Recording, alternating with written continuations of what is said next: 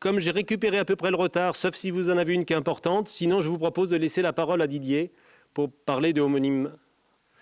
Bien, ben, écoutez, bonjour à tous, bonjour à nos participants à distance. Donc comme l'a très brillamment introduit Bruno à l'instant, je vais vous parler de la phase 3 d'homonyme et vous faire un petit point de son avancée à mi-parcours.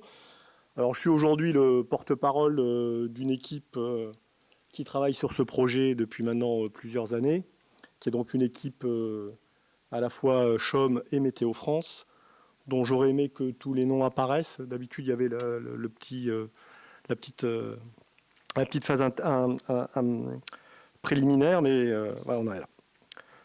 Donc, ce projet homonyme, c'est donc un projet partenarial entre Météo France et le Chaume, qui a été initié, comme le rappelait Bruno, en 2011.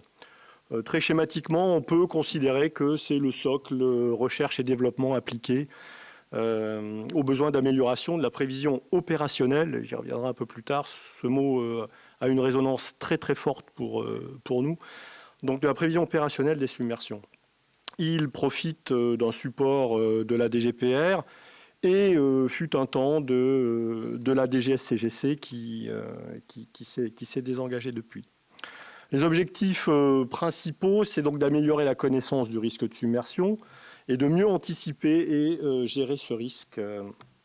Et la manière dont on s'est mis en ordre de marche pour faire cela, c'est que l'on a décidé de développer une capacité opérationnelle de modélisation des surcôtes et des vagues jusqu'à la côte, en se fixant l'objectif de couvrir le littoral national, donc métropole et outre-mer, et de s'inscrire dans un processus incrémental d'amélioration continue de cette capacité, d'où en fait les 3 phases successives qui se sont succédées, à savoir, comme le disait Bruno encore, entre 2012 et 2015, une phase 1, où ici je rappelle quelques résultats principaux, en particulier du point de vue de l'incrément des capacités d'observation marégraphique, avec 3 nouveaux marégraphes, des nouveaux modèles numériques de terrain bathymétrique à résolution de 100 mètres et jusqu'à 500 mètres, adaptés aux objectifs de modélisation hydrodynamique que l'on s'est fixé derrière, et donc une refonte des chaînes de prévision de surcote sur la base d'un modèle ICOM, sur lequel je reviendrai un peu après, et donc modèle des surcotes et des vagues à la côte pour la métropole. Complété dans les années suivantes par 3 nouveaux marégraphes qui sont venus s'ajouter, l'extension de ces capacités à l'outre-mer, avec des configurations pour les Antilles, la Guyane, Réunion, Mayotte, qui ont présidé à la mise en place de la vigilance vague submersion sur ces zones-là. Le développement d'une capacité de prévision d'ensemble des surcotes pour avoir une meilleure évaluation de l'incertitude liée à ces prévisions. Et tout ceci avec un processus de consolidation et d'amélioration de ce qui existait déjà en métropole. Voilà. Alors, où est-ce qu'on en est concrètement maintenant sur ces capacités de prévision opérationnelle, résultat de ces 2 premières phases? En ce qui concerne les prévisions des niveaux et surcotes, les capacités actuelles, opérationnelles, je vais revenir tout de suite après, s'appuie sur un modèle dit Shallow Water 2D, qui est un noyau ICOM. Ce noyau, comme l'a présenté, pour ceux qui étaient là lundi, notre expert en modélisation, Rémi Baraille, est un héritage d'un modèle qui était maîtrisé par le Chaume pour les applications défense, en version 3D, et simplifié en version 2D pour les applications niveau sur côte, c'est-à-dire sans variation sur la verticale, pour décrire l'élévation de la surface sous l'effet de la marée, du vent et de la pression atmosphérique. Il n'inclut pas la contribution à ces niveaux d'origine des vagues entre donc, ce qu'on appelle communément le wave setup. En termes d'implémentation opérationnelle, actuellement, il y a différentes configurations de ce modèle implémentées sur les côtes métropolitaines et sur tous les départements d'outre-mer. Vous avez à droite une grille sous-échantillonnée du modèle. Il est implémenté sur une grille dite curviligne, donc avec une résolution de 600 mètres à quelques kilomètres le long de toutes les côtes suivant les zones, gère les bancs découvrants, ce qui est la moindre des choses, en particulier pour les zones à forte marnage. Et en termes de fonctionnement, il utilise des forçages temps réel en ce qui concerne le vent, la pression en surface, forçage temps réel issu des modèles atmosphériques de Météo France, et en frontière ouverte, des harmoniques de marée issus du modèle NEA 2011. Donc là, je voudrais faire une petite parenthèse sur ces aspects implémentation opérationnelle qui vaudra aussi après pour le modèle de vague dont je vais vous parler tout de suite. Quand on parle d'implémentation opérationnelle, pour nous, CHOM et Météo France, qu'est-ce que ça veut dire? Ça veut dire en fait robustesse, rapidité et puis surtout multiforçage et multimodèle. Je m'explique. Rapidité, ça veut dire qu'il faut que les prévisions arrivent dans un temps suffisamment court après la disponibilité des modèles atmosphériques, de telle sorte que le prévisionniste puisse en disposer pour faire tout ce dont il a besoin après. Robustesse, parce qu'il ne s'agit pas que ce soit des modèles qui ne soient pas fiables, donc ça se comprend. Et puis ensuite, multiforçage, multimodèle, ça veut dire que pour des raisons effectivement d'estimation de plus possible de la variabilité de ce qui peut arriver, eh bien ces modèles tournent en fait 4 fois par jour, donc toutes les 6 heures, avec 4 réseaux différents, donc 4 forçages mis à jour quotidiennement, et avec des forçages issus de plusieurs modèles, à savoir le modèle Arpège de Météo France, le modèle IFS du Centre européen et le modèle Arome de Météo France. Donc voilà. Donc vous avez en fait minimum 4 réseaux par jour fois 3 modèles. Donc vous avez minimum 12 runs pour ces prévisions de surcote, dont les résultats sont après disponibles.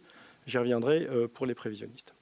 Pour la prévision des vagues en côtier, c'est un modèle qui s'appelle WaveWatch 3, donc, dont les caractéristiques sont d'être un modèle spectral à phase moyennée. Qu'est-ce que ça veut dire avec les mains? Ça veut dire qu'en fait, c'est un modèle qui fonctionne en énergie, en transfert d'énergie, en modification de l'énergie, c'est-à-dire que ce à quoi on a accès, ce sont les caractéristiques intégrées de l'état de mer, sous forme de paramètres que sont la hauteur significative, principalement les périodes pics, la direction, et un certain nombre d'autres informations, en particulier sur le partitionnement de cet état de mer énergétique, le partitionnement en différents régimes de vagues et houles. Donc c'est un modèle particulièrement adapté donc, à décrire les processus de croissance, dissipation des vagues, sous l'effet de la friction, du moutonnement, enfin friction en surface pour la croissance, moutonnement, friction au fond, moutonnement et déferlement pour ce qui est dissipation, et prend aussi en compte tous les phénomènes liés à la propagation des vagues. En termes d'implémentation opérationnelle, encore vous avez un exemple. Alors, c'est là un modèle qui est implémenté sur une grille non structurée, contrairement au modèle de surcote pour le moment. Donc avec une résolution longshore de 200 à 400 mètres, suivant les zones, et suivant surtout ce que requiert le gradient bathymétrique. Ça couvre encore toutes les côtes métropolitaines ainsi que les départements d'outre-mer. Et en termes de forçage, ça utilise les informations spectrales du modèle de vague hauturier de Météo France MFWAM, ce qui permet d'avoir une cohérence dans la descente d'échelle entre les informations hauturières et les informations côtières, et ce qui permet aussi de profiter de l'assimilation de données qui se fait dans MFWAM, et donc le recalage en termes d'état de mer hauturier. Il utilise aussi les informations de niveau d'eau et de courant qui sortent du modèle de surcote, de manière à avoir les effets de réfraction sur l'effet des courants, et au premier ordre, bien évidemment, l'information de niveau d'eau, pas d'eau, pas de vague, hein, bon, ça c'est quand même assez basique, et puis forcé en surface par le vent pour générer donc cet état de mer. Alors en termes de validation, à chaque fois qu'une configuration est mise en place, quelle que soit sa zone, donc sur la base pour le moment de ces 2 noyaux de modélisation, il y a tout un travail de construction de configuration, c'est un peu ce à quoi je faisais référence ce matin sur la présentation du Grand Port Maritime de Bordeaux, sans forcément peut-être m'exprimer très clairement. Il y a donc le noyau de modélisation et après il y a son implémentation sur une zone de manière à être capable de fournir des prévisions sur telle ou telle zone. Donc la validation qui préside à la mise en place d'une configuration, elle s'appuie d'abord sur la validation en rejeu long et puis le rejeu d'événements de référence du passé. Donc là, en l'occurrence, 11 événements de référence. Et bien évidemment, la comparaison sur ces rejeux des informations sorties du modèle, que ce soit la surcote instantanée, le pic de surcote et les écarts au maximum de hauteur totale. Donc ces informations comparées aux observations dont on peut disposer, soit sur les périodes longues, soit au cours de ces fameux événements. Et pour les modèles de vagues, il s'agit de comparer la hauteur significative et période des vagues. Alors qu'est-ce que ça donne ? Voilà quelques chiffres en Atlantique, où vous avez ici l'écart quadratique moyen sur la surcote, donc on seuille quand même un certain niveau de surcote, et sur le run long, donc 1 an, sur l'hiver 2013-2014, vous avez statistiquement une restitution des surcotes du modèle prévu par le modèle et comparé aux observations d'à peu près 13 cm. Alors 13 cm, il faut voir ce que ça fait. Voilà, mon pan là, c'est 20 cm. Donc 13 cm, voilà, il faut de temps en temps refixer quelques ordres de grandeur. Statistiquement, on a ça. Si maintenant on s'intéresse à des grandeurs qui sont peut-être beaucoup plus significatives par rapport aux événements extrêmes, et qu'on regarde l'écart moyen en valeur absolue sur un maximum de hauteur, donc résultat de la marée et de la surcote à ce moment-là, eh bien, on a à ce moment-là 15 cm d'écart en moyenne et 13 minutes de déphasage. Alors, en haut à droite, vous avez par exemple l'exemple du rejeu sur l'événement qui sert de benchmark, la tempête Xynthia, où ce que vous avez en bleu, c'est l'observation, ce que vous avez en vert, c'était le modèle disponible au moment de la survenue de la tempête en 2010. Et ce que vous avez en rouge, c'est ce qui aurait été prévu si les capacités actuelles avaient été disponibles à ce moment-là. Voilà. Ce qui montre donc l'apport de toute cette phase de projet homonyme depuis qu'il a été mis en place. Puisque Xynthia 2010, Vigilance Vague Submersion mise en place 2011, et début du soutien à R&D via le programme homonyme en 2012. Pour les modèles de vagues, vous avez un exemple en bas à droite pour la tempête Justine, dans le cadre d'une comparaison faite avec des collègues de Suez Rivage Protect sur Biarritz. Donc une bouée très côtière à Anglette. Vous avez donc là un écart quadratique moyen sur cette tempête-là qui atteint 50 cm sur le HS. Donc là, qui peut être encore significatif. Mais si on regarde statistiquement, on est en général entre 15 et 23 cm, avec toujours des coefficients de corrélation qui sont au-dessus de 90% de corrélation prévision-observation. Alors les débouchés opérationnels de tout ça, donc il y a de la diffusion de l'information vers les usagers et le grand public au travers du portail, en particulier du portail data.chom.fr. Et puis il y a bien évidemment l'exploitation et l'expertise au profit du dispositif de vigilance vague submersion, donc opéré sous responsabilité de Météo France, et aussi au profit de l'aide à la décision pour les RDI via les bulletins RDI littoraux.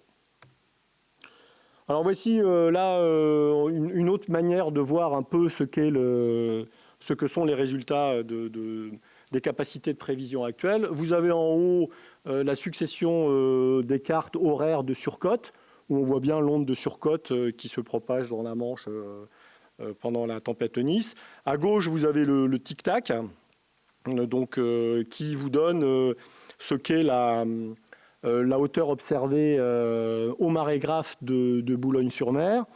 Et en bas, vous avez la comparaison prévision-observation. Alors en l'occurrence, il s'agit sur la journée du 18, qui est la journée de la tempête, la prévision à échéance 24 heures.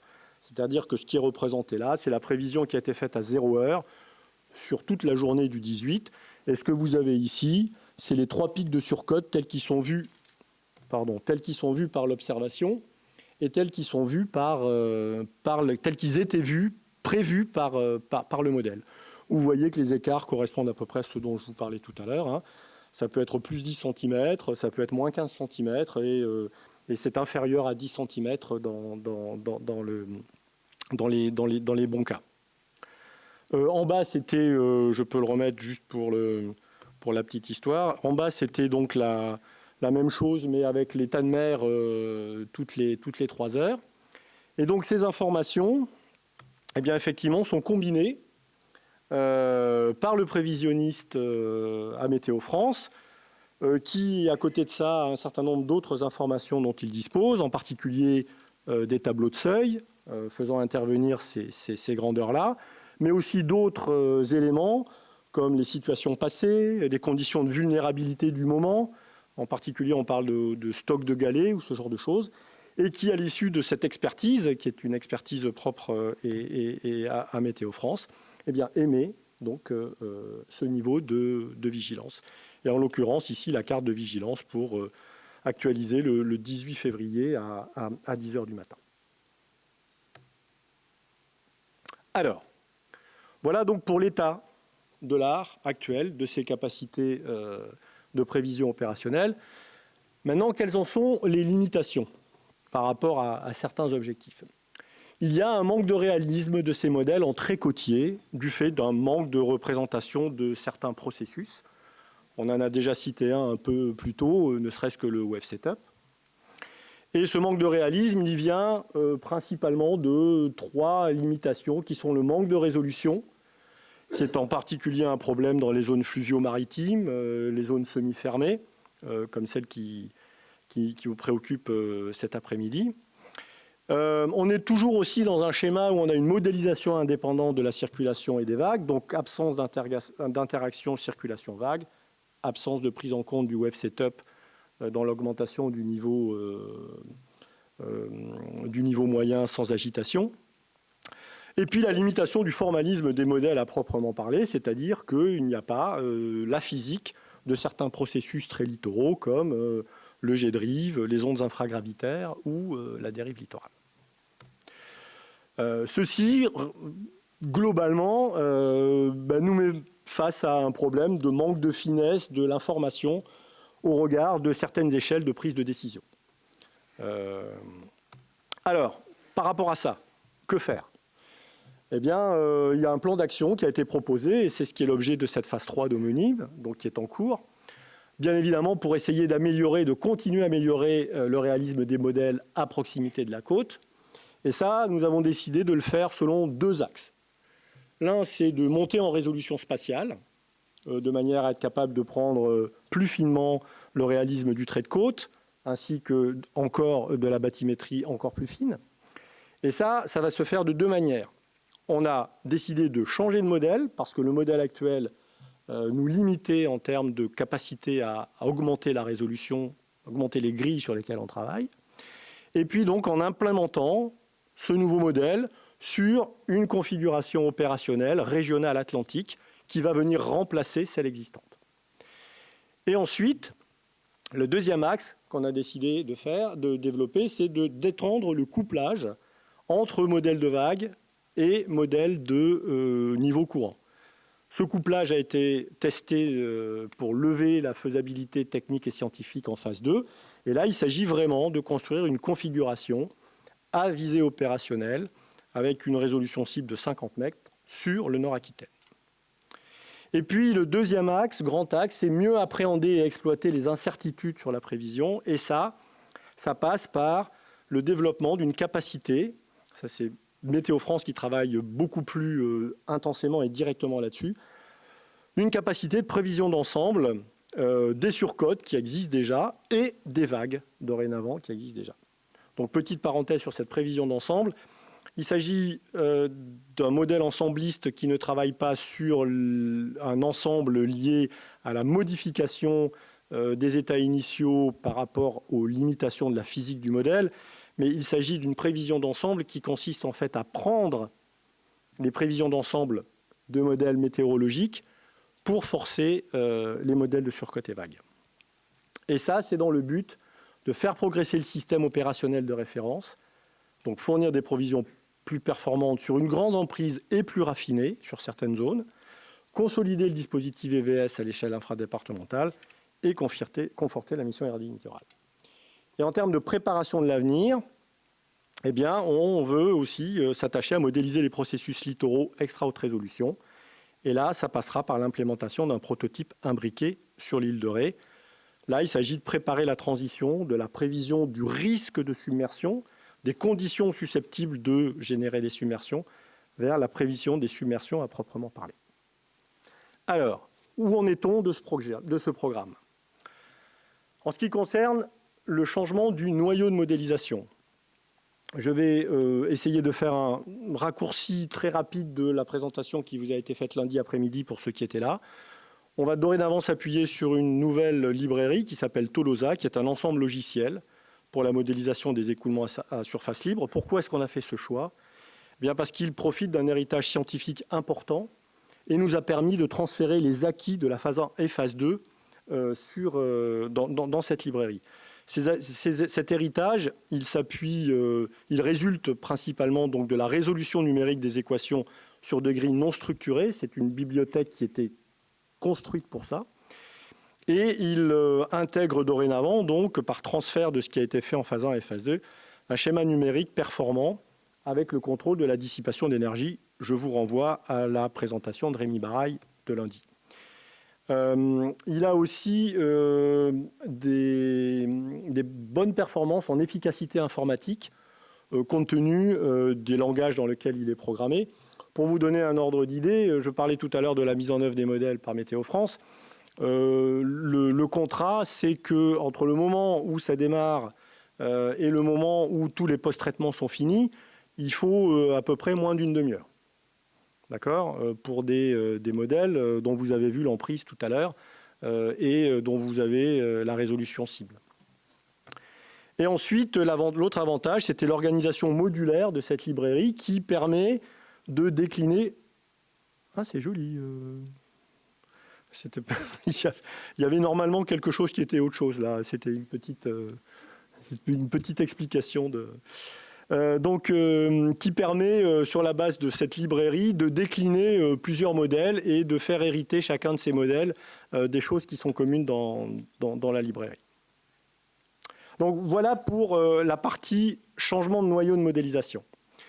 Et donc ce noyau de modélisation a été implémenté, puisque maintenant le développement est fini, sur la zone atlantique, de manière à construire une nouvelle configuration qui vienne remplacer l'existante. Donc on est toujours sur la même physique, avec donc un modèle plus performant numériquement et plus de résolution à la côte. Et l'étude de configuration, elle a constitué à construire le maillage. Donc vous voyez, les contraintes qu'on s'est fixées, c'est 200 mètres max le long de la côte. Des données MNT bathymétriques, là encore, les mêmes que précédemment issues du projet lui-même. Et on s'est attaché à regarder quelle était la performance du modèle, à reproduire la marée d'une part, et à reproduire les surcotes de tempête d'autre part, comme je vous le présentais différemment. Donc en haut à gauche, la résolution de la grille. Vous voyez que maintenant, on arrive à 200 mètres. Et puis, on peut commencer à rentrer dans des zones semi-fermées, même si on va voir que ce n'est pas l'objectif de cette configuration. La configuration la plus performante à laquelle nous sommes arrivés, qui est maintenant en phase d'intégration à Météo France, je vous en parlerai un petit peu plus tard. La configuration la plus performante, elle est forcée aux frontières en marée par FES 2014 et elle profite d'une optimisation de la friction de fond, qui est quand même un paramètre extrêmement dimensionnant en ce qui concerne la prévision et la propagation de l'onde de marée jusqu'à la côte. Donc une optimisation de la friction de fond qui permet d'avoir une friction de fond variable, qui a après une étude de sensibilité basée sur une formulation selon la longueur de rugosité et à partir d'une fonction de coût qui a fait l'objet de travaux mathématiques et qui a donc été choisie de telle sorte à obtenir cette meilleure friction de fond. Je pourrais entrer un peu plus en détail si ça vous intéresse. Et donc, où est-ce qu'on en est des résultats? Le avant-après, hein, c'est un peu l'exercice convenu. Donc, comparaison des prévisions et prédictions de marée sur un an. Ce que vous avez à droite, c'est un tableau où vous avez tous les marégraphes phronimiques de la frontière belge jusqu'à la frontière espagnole en colonne. La première colonne donne les statistiques d'erreurs complexes de la marée à chacun de ces endroits pour ICOM et pour Tolosa, nouvelle version, donc à droite. Ce que vous voyez, c'est que l'erreur complexe a été réduite d'un facteur 2,5, d'accord, avec, par exemple, sur certains endroits, des améliorations très, très notables. Et il est très important d'avoir une bonne marée parce que l'interaction surcote-marée est aussi quelque chose qui est à prendre en compte. Si on regarde un peu plus généralement comment ça se distribue, la bonne restitution, et on prend là des points de comparaison qui sont plus seulement les marégraphes phronimiques, mais partout où l'on dispose d'analyse harmonique et de composantes harmoniques de marée, vous voyez que ça se comporte à peu près bien partout, sauf Brest, Saint-Nazaire, Arcachon, où évidemment vous êtes dans des zones semi-fermées et où il y a des processus qui rentrent en jeu, qui ne sont évidemment encore pas pris en compte à cette échelle et par ce type de modèle. Si on regarde maintenant du point de vue des surcotes, la configuration la plus performante a été obtenue en utilisant une certaine formulation de la tension de surface, puisque c'est un paramètre assez impactant dont je vous donne ici la valeur, une formulation de Charnock, ainsi qu'un gros travail qui a été fait, on s'est rendu compte, sur un ajustement de la pression de référence moyenne régionale, puisque jusqu'à présent, et ça c'est grâce à un travail qui a été fait donc de validation, on s'est rendu compte que le modèle considérait qu'il y avait surcote ou décote à partir d'une pression atmosphérique de standard de 2013 hectopascal, et que lui, le marégraphe, finalement, il n'est pas soumis à une pression moyenne régionale de 2013 hectopascal. Et donc, il peut y avoir un biais lié à une mauvaise prise en compte de ce niveau de référence, de pression de référence. Et quand on compare les observations de surcote à celles du modèle pendant un an et sur 17 tempêtes, eh bien, vous avez les résultats dans le tableau à droite. Vous voyez que les scores sont soit systématiquement meilleurs, soit en tout cas absolument pas dégradés par rapport à la configuration actuelle. Et en particulier, il y a une correction du biais et des résultats un peu meilleurs sur tous les indicateurs, en particulier sur l'erreur quadratique moyenne ou l'erreur au pic. Ça, c'est une autre manière de voir le résultat, entre la comparaison avant-après, ICOM en orange, les observations en bleu et le nouveau modèle en vert, où vous voyez en particulier au Havre que l'on colle un peu mieux aux observations ou à Dunkerque. Et ça, c'était pour une tempête de 2009 dont j'ai oublié le nom. En conclusion, en ce qui concerne la configuration Tolosa, donc, qui vient d'être, dont le développement est maintenant terminé, on a une dynamique mieux représentée avec un maillage 4 à 5 fois plus fin à la côte que la version encore actuellement opérationnelle, une marée grandement améliorée d'un facteur 2,5, des surcotes améliorées, notamment le biais, un modèle plus performant du point de vue numérique avec un coût de calcul seulement 2 fois supérieur pour tout ça. Et puis, au passage, des problèmes d'oscillation numérique et d'instabilité qui ont été réglés. Alors, vous allez me dire, oui, mais finalement, les surcotes, vous me dites, elles sont un peu améliorées, on va dire, tout ça pour ça. Oui, mais tout ça pour ça, sauf qu'on a gagné énormément en résolution. Et que qui dit gagner en résolution, quand on fait suivre tout ce que ça implique derrière, ça veut dire beaucoup plus de sources d'incertitude et beaucoup plus de sources d'erreurs possibles. Donc ne serait-ce que, j'allais dire, être capable de refaire ce qu'on faisait à une résolution d'1 kilomètre à une résolution de 200 mètres, voilà, c'est très important.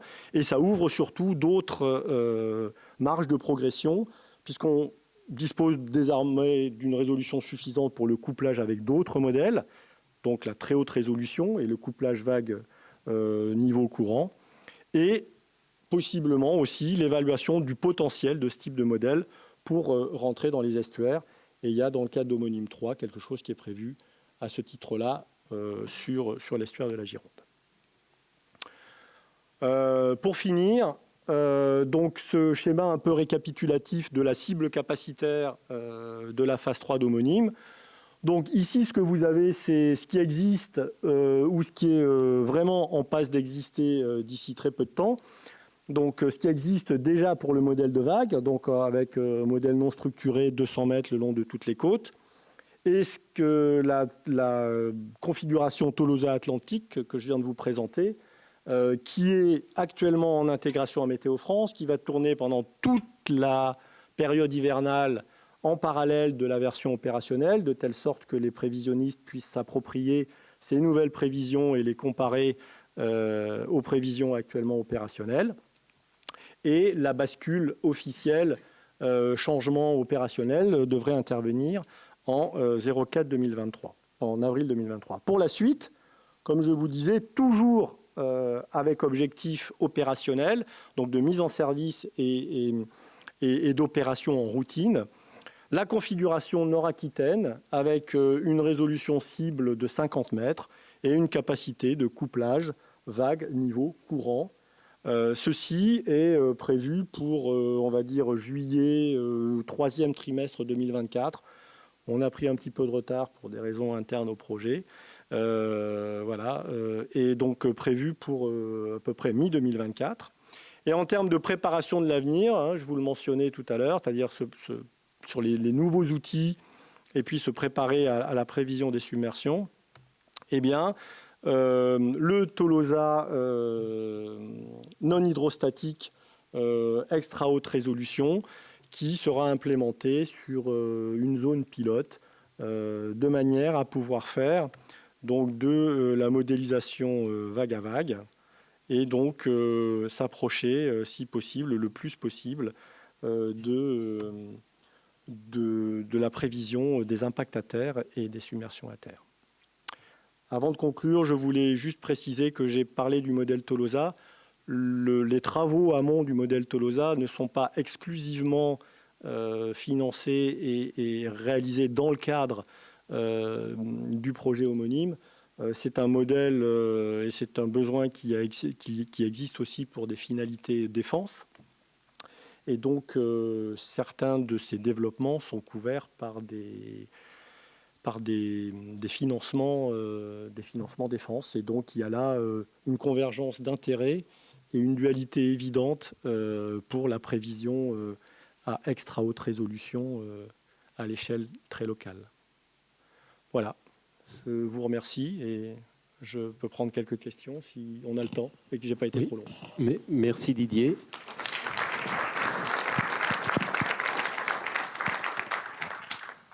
Comme nous ne sommes pas en avance, on va peut-être limiter un peu le nombre de questions, mais on peut en prendre 2-3. Voilà, pensez à bien vous présenter. Isabelle Brenon, Université de La Rochelle. Je vois que vous voulez développer un modèle très petite échelle autour de l'île de Ré.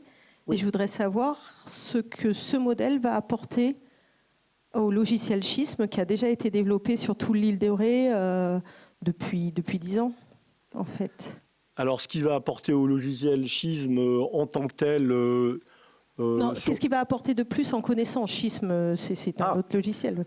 Ben, ce qui va apporter de plus en connaissance, là en l'occurrence, il y a eu une campagne, je n'ai pas eu le temps de rentrer dans tous les détails, il y a une campagne qui a été faite donc, sur cette plage-là de Saint-Clément-les-Baleines.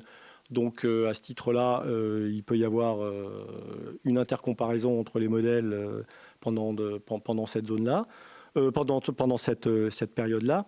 Ensuite, cette finalité-là, pour nous, en tant qu'opérateur tel qu'on est positionné, comme on le disait Bruno précédemment, il s'agit de voir quelles doivent être les bonnes caractéristiques de la modélisation à l'échelle régionale, de la modélisation à l'échelle de façade, qui est un élément important et indispensable pour pouvoir faire cette modélisation à l'échelle locale.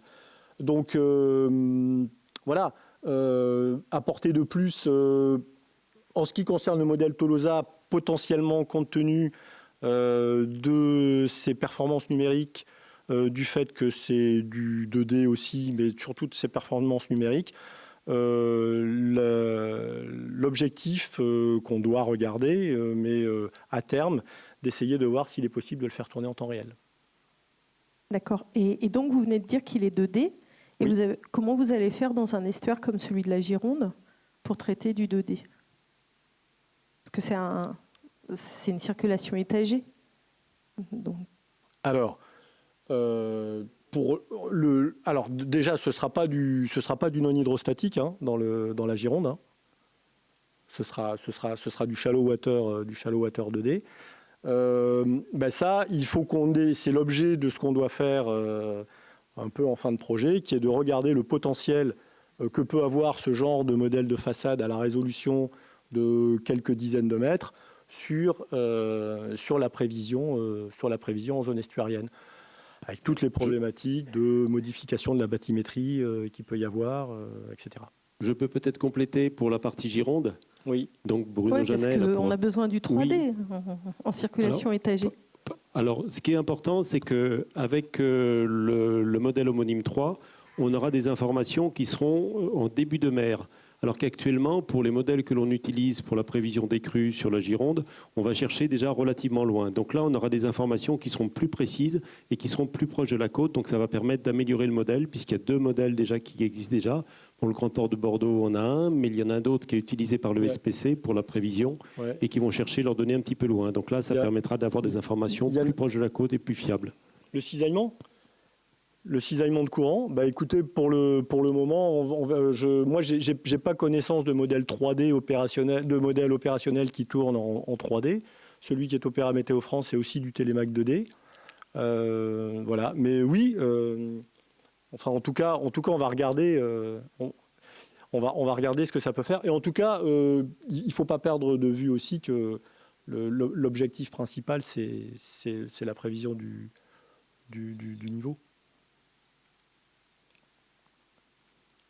Oui. Alexis Bernard du CEREMA. Une petite remarque et une question qui va en découler. Donc la remarque, elle fait plutôt écho à la première présentation de Bruno et la question sera plutôt pour Didier.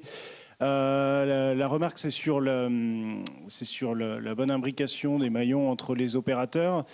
Et je vais citer l'exemple. Là, on voit que sur la dimension opérationnelle de prévision, les acteurs de référence, ça va être le CHOM et Météo France.